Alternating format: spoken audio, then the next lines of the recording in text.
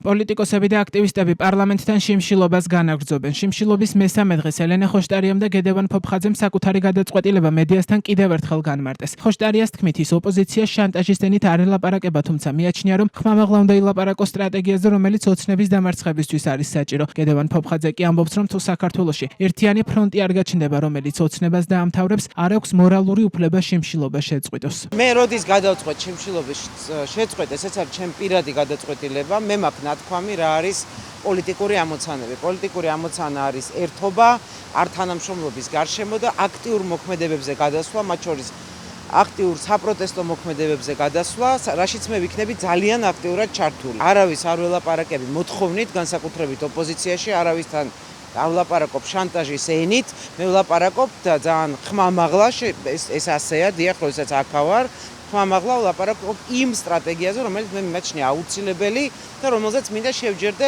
ყველასთან. თუ გაჩნდება ფორმატი, რომელიც იქნება უფრო ქმედეთი და ბრძოლისუნარიანი, შიმშილობა რომ არ არის საშუალება, რომელიც რეჟიმს გადაწყვეტილებებს მიაღებინებს, ეს ჩვენ ძალიან კარგად გვესმის და ხვდები, რომ ემპათია არ არის ამ ხელისუფლების საუკეთესო თვისება.